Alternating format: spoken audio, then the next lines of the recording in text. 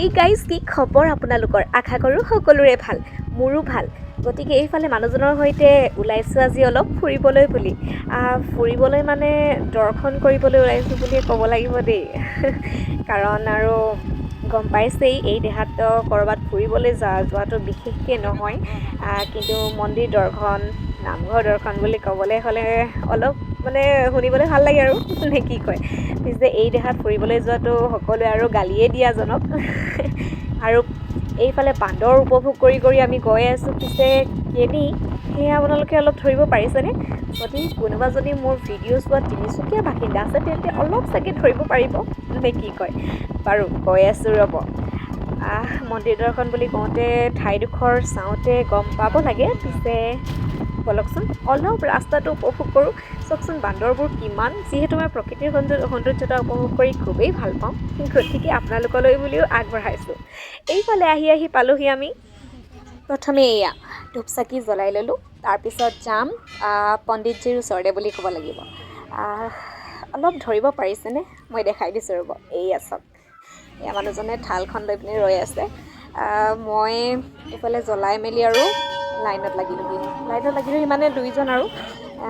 এতিয়া পিছে গম পাইছে চাগে যে তিনিচুকীয়াৰ কোন ঠাইলৈ আহিছোঁ যদি ধৰিব পাৰিছে তেতিয়াহ'লে মোক কমেণ্টত জনাবলৈ একদম নাপাহৰিব যদি কোনোবাই নাজানেও তেন্তে মই জনাই আছোঁ যে আমি ক'ত উপস্থিত নে কি কয় আৰু মানুহৰ ভিৰ দেখিছেনে যিহেতু আজি সোমবাৰ গতিকে মানে অলপ বেছিয়ে ভিৰ জানেনে মানুহজনে এবাৰ দুবাৰ কৈছে বোলে একেবাৰে কাইলৈহে পামগৈ নেকি বোলে যিহেতু লাইনটো আপোনালোকেও দেখিছে গতিকে ধৰিব পাৰিছে যে অলপ দেৰি হৈছিলে পণ্ডিতজীৰ ওচৰ পাওঁগৈ মানুহে নে কি কয়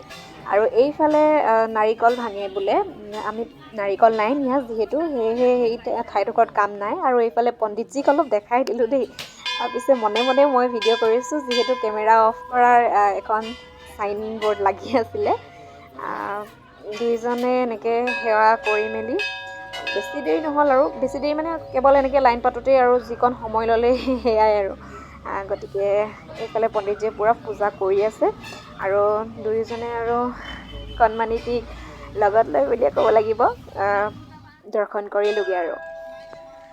মই পিছে টিলিঙা মন্দিৰলৈ অহা মানে 2 বছৰ 3 বছৰে হ'ল চাগে বুলি ক'ব লাগিব এতিয়া বহুত বছৰৰ মূৰত পিছে আহিছোঁ নিচিনা লাগিছে মানে মই মেট্ৰিক দিয়াৰ সময়তে এবাৰ আহিছিলোঁ আৰু নাহাঁহিব মেট্ৰিক কোন চনত দিছিলোঁ মই সেয়াও পাহৰিলোঁ চাগে সেই মানে মেট্ৰিকৰ ওচৰতে আহিছিলোঁ 2 বছৰ নে 3 বছৰ সেয়ে সঠিককৈ ক'ব পৰা নাই আৰু এয়া গেটৰ মুখতে ইমান ধুনীয়াকৈ গাইজনী ৰৈ আছে মানুহজনে ক'লে তুমি খুৱাই দিয়া ময়ো খুৱাই দিওঁ বুলি কল এটা দুইজনে খুৱাই দিলোঁ আৰু এইফালে যাবলৈ ওলালোঁ দেই সদায় যাতে আমাৰ ওপৰত কৃপা বজাই ৰাখক মহাদেৱে ভগৱানে তাকে আৰু কামনা কৰি একবাৰৰ কাৰণে এয়া গেটখন পিছে মন্দিৰৰ দেখালোঁ দেই এয়া দেখিছেনে দুইজনে শাৰী পাতি থকাৰ সময়কণ পিছফালে আৰু মানুহ আগফালে মানুহ পূৰা মানুহ আছিলে হ'লেও আৰু দৰ্শন কৰিবলৈ পালোঁ ফাইনেলি আমি ঘৰলৈ যাবলৈ ওলালোঁ এবাৰ হাই বুলি কৈ দিয়া গতিকে গম পালে আৰু প্ৰভুক দৰ্শন কৰি আহিলোঁগৈ ইমানতে মোৰ ব্লগটি সামৰণি পৰিছে বুলি ক'ব লাগিব এতিয়া